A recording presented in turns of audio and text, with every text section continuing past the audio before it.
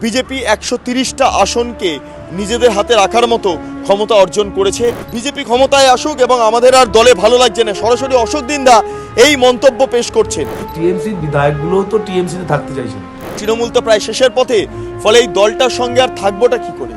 তাহলে এবার ঘুরে যাই।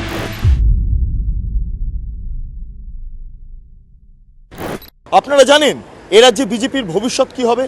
বিজেপি ক্ষমতায় আসবে কি আসবে না তা নিয়ে রাজনৈতিক মহলে জল্পনা তুঙ্গে।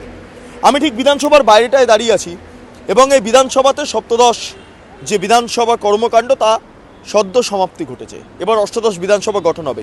সেটা কার নেতৃত্বে গঠন হবে, কোন দলের নেতৃত্বে গঠন হবে, তৃণমূল কংগ্রেস না বিজেপি, তা নিয়ে জোর জল্পনা চলছে। এর মধ্যে দাঁড়িয়ে এই মুহূর্তে সবচেয়ে বড় ব্রেকিং খবর, বিজেপির অভ্যন্তরে সমীক্ষা শুরু হলো এবং সেই সমীক্ষা মোতাবেক যেটা আমরা জানতে পাচ্ছি, বিজেপি ১৩০টা আসনকে নিজেদের হাতে রাখার মতো ক্ষমতা অর্জন করেছে, এই রিপোর্ট আসছে।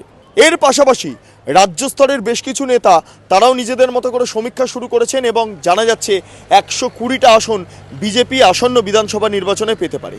কিন্তু ১২০টা আসন পেলে তো এ রাজ্যে বিজেপি ক্ষমতায় আসতে পারবে না। তাহলে কি হবে তার ভবিষ্যৎ? অনেকেই বলছেন মহারাষ্ট্র হবে, অনেকেই বলছেন বিধানসভার অভ্যন্তরে মেজরিটি নিয়ে বিজেপি না এলেও, তৃণমূল মেজরিটি নিয়ে এলেও সেই সরকার টিকবে না, সেই সরকারের মেয়াদ ৬ মাস। তার কারণ তৃণমূলের একাধিক বিধায়ক তারা বিজেপির সঙ্গে যোগাযোগ স্থাপন করে ফেলেছেন।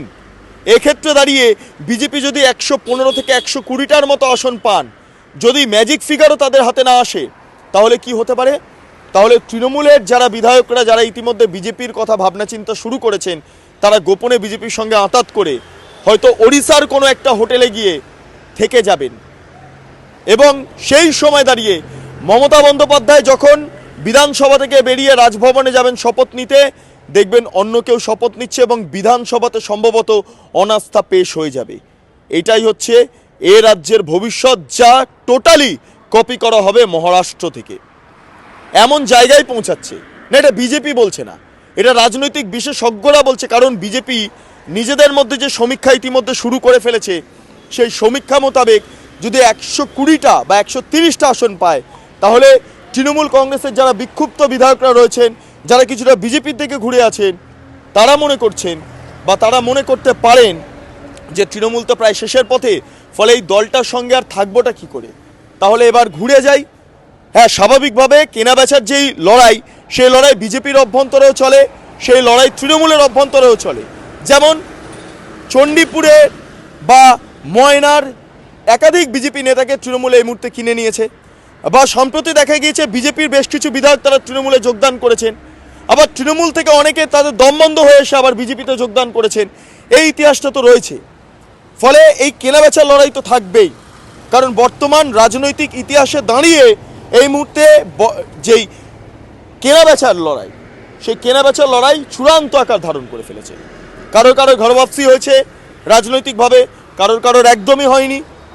এক্ষেত্রে দাঁড়িয়ে তৃণমূল কংগ্রেসের আসন সংখ্যা কমতে পারে, এমনটা আইপ্যাকের সূত্রে আমরা জানতে পাচ্ছি।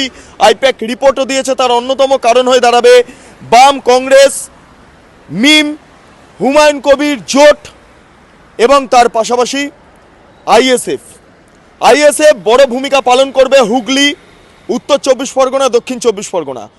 হুমায়ুন কবির নদিয়া পর্যন্ত একটা বড় ভূমিকা পালন করতে পারেন, মুর্শিদাবাদ থেকে শুরু করে নদিয়া পর্যন্ত। যদিও নদিয়াতে বিশেষ করে যারা উদ্বাস্তুরা রয়েছেন, সে উদ্বাস্তুদের ভোট কিছুটা বিজেপির দিকে যাবে, যেগুলো এতদিন ধরে তৃণমূলের হাতে ছিল। উত্তরবঙ্গের ক্ষেত্রে দাঁড়িয়ে আমরা স্পষ্ট দেখতে পাচ্ছি যে কটা আসন রয়েছে, সরাসরি আইপ্যাকের রিপোর্ট মোতাবেক একটি আসন বাদে আর সেই অর্থে তৃণমূল কংগ্রেস কোনো রকম থাবা বসাতে পারবে না। অন্যদিকে দাঁড়িয়ে আমরা যেটা জানতে পাচ্ছি, নিজেদের বিপদ বুঝতে পেরে তৃণমূল কংগ্রেস ইতিমধ্যে রাজ্যসভা থেকে বেশ কয়েকজন সাংসদকে এই বিধানসভা নির্বাচনের ক্ষেত্রে টানতে পারেন, যার মধ্যে ঋতব্রত বন্দ্যোপাধ্যায়ের নাম রয়েছে। এছাড়াও অনেক বিধায়করা রয়েছেন যারা এবারে টিকিট পাবেন না, বিশেষ করে যারা দুর্নীতির সঙ্গে জড়িয়ে পড়েছেন তাদেরকেও টিকিট দেওয়া হবে না, যার মধ্যে পার্থ চট্টোপাধ্যায়ের নাম রয়েছে। এবং অন্যদিকে দাঁড়িয়ে এমন কিছু বিধায়করা রয়েছেন যাদেরকে হয়তো রাজ্যসভায় পাঠিয়ে দেওয়া হতে পারে। বলা যাচ্ছে না যে এই মুহূর্তে দাঁড়িয়ে সম্ভবত পোর্ট এরিয়া থেকে ফিরহাদ হাকিমকেও দায়িত্ব নাও দেওয়া হতে পারে, সেখানে তার কন্যাকে প্রতিদ্বন্দ্বিতা করানোর জন্য দাঁড় করানো হতে পারে, ইত্যাদি ইত্যাদি সমীকরণ দানা বাঁধতে শুরু করেছে। অর্থাৎ তৃণমূল কংগ্রেস এই মুহূর্তে দাঁড়িয়ে একটা এক্সপেরিমেন্টাল রাজনীতিতে বা ভোট কৌশলের দিকে এগোচ্ছে। এই অবস্থায় দাঁড়িয়ে বিজেপির পাল্টা ভোট কৌশল যে তৃণমূল কংগ্রেস থেকে কাউকে নেওয়া হবে না, কিন্তু তৃণমূল কংগ্রেসের বিক্ষুব্ধ যারা বিধায়করা রয়েছেন তাদেরকে কাজে লাগানো যেতে পারে পলিটিক্যাল স্বার্থে। একটা জিনিস মাথায় রাখবেন, সমস্ত কিছু জায়েজ আছে, সেটা ভালোবাসায় হোক, প্রণয় সম্পর্কে হোক বা যুদ্ধে হোক। আর এ পশ্চিমবঙ্গের যে যুদ্ধ সেটা 2026-এর বিধানসভা নির্বাচন। হ্যাঁ, এবারে ইলেকশন কমিশনের ভূমিকাও কার্যত চোখে পড়ার মতো, কারণ একদিকে এসআইআর হচ্ছে, এসআইআর এর মাধ্যমে ইতিমধ্যে বহু ভোটারের নাম বাদ পড়তে চলেছে। চূড়ান্ত ভোটার তালিকা প্রকাশ পাবে 28 ফেব্রুয়ারি, এবং আমরা সম্পূর্ণভাবে যেটা চাক্ষুষ করতে পারবো, বাংলাদেশে অনুপ্রবেশকারী ভোট কিছুটা হলেও এই রাজ্য থেকে ম্লান হবে। অন্যদিকে দাঁড়িয়ে আর কিছু কিছু ভোট রয়েছে, যেমন অনুপ্রবেশকারীদের পাশাপাশি মৃত ভোটারদের নাম বাদ যাচ্ছে, ডাবল এন্ট্রি ট্রিপল এন্ট্রি ভোটারদের নাম বাদ যাচ্ছে, এর পাশাপাশি অন্যত্র শিফটেড ভোটারদের নাম অনেক ক্ষেত্রে বাদ যাচ্ছে। এর সাথে নবসংযোজন কি আছে? নবসংযোজন হলো দুর্নীতি, কারণ ইতিমধ্যে বিভিন্ন চাকরি দুর্নীতি সহ বিভিন্ন বিষয়কে সামনে রেখে তৃণমূল কংগ্রেস চাপে। এর সাথে আরেকটা সংযোজন ডিএ যে 25% দেওয়ার কথা ঘোষণা করা হয়েছে সুপ্রিম কোর্টের তরফে, সেটা যদি না দিতে পারে তাহলে রাজ্য সরকারি কর্মচারীদের মধ্যে ক্ষোভ আরও বৃদ্ধি পাবে, যেটা তৃণমূল কংগ্রেসের কাছে অন্তরায় হয়ে দাঁড়াতে পারে নির্বাচনী কাজে। সবটা মিলিয়ে কোথাও গিয়ে দাঁড়িয়ে নির্বাচন কমিশনের ভূমিকা, দলের অভ্যন্তরে উত্থান পতন, কিছু তৃণমূল বিধায়কের বিজেপি প্রীতি এবং তার পাশাপাশি মুসলমান ভোট ব্যাংক কোথাও গিয়ে দাঁড়িয়ে একটা সাইড হয়ে যাচ্ছে। ফলে সবটা মিলিয়ে তৃণমূল কংগ্রেস এবারে আসন সংখ্যা কমবে এমনটা আইপ্যাকের তরফে রিপোর্ট রয়েছে। অর্থাৎ গতবারে যে আসন ছিল, তৃণমূল কংগ্রেসের একাধিক নেতৃত্ব যেটা বলছেন যে গতবারে যা ছিল তার চেয়ে বেশি হবে। বুদ্ধবাবু 234টা নিয়ে এই বিধানসভায় এসেছিলেন, সেটা 235 বা 236 হবে, কিন্তু আইপ্যাকের রিপোর্ট বলছে সেটা সম্ভব নয়। এই আবহে দাঁড়িয়ে বিজেপির আভ্যন্তরীণ সমীক্ষা এবং আইপ্যাকের সমীক্ষা মোতাবেক আমরা সরাসরি দেখতে পাচ্ছি বিজেপি 115 থেকে 120 এবং ম্যাক্সিমাম 130 হতে পারে। ফলে এক্ষেত্রে দাঁড়িয়ে যদি এই আসন সংখ্যা বিজেপি লাভ করতে পারে, তাহলে এই বিধানসভা মহারাষ্ট্রের যেই প্রতিফলন ঘটবে, মহারাষ্ট্রের রাজনীতির যে প্রতিফলন ঘটবে বিধানসভার অভ্যন্তরে, তার বলার অপেক্ষা রাখে না। এই মর্মে দাঁড়িয়ে আমি অশোক দিন্দার সাথে কথা বলছিলাম, এবং অশোক দিন্দা নিজেও সেটা বলছেন যে প্রচুর তৃণমূল বিধায়ক, তাদের সঙ্গে অশোক দিন্দার কথা হয় এবং অনেকেই দম বন্ধকর পরিস্থিতিতে দাঁড়িয়ে তারা বলছেন যে বিজেপি ক্ষমতায় আসুক এবং আমাদের আর দলে ভালো লাগছে না। সরাসরি অশোক দিন্দা এই মন্তব্য পেশ করছেন, আমরা সরাসরি শুনে নেব অশোক দিন্দার বক্তব্য। 120টা এলে বাকিগুলো আমি নিয়ে চলে আসবো, কোনো অসুবিধা সম্ভব? 100%। এটা তো তাহলে মহারাষ্ট্র হয়ে যাবে।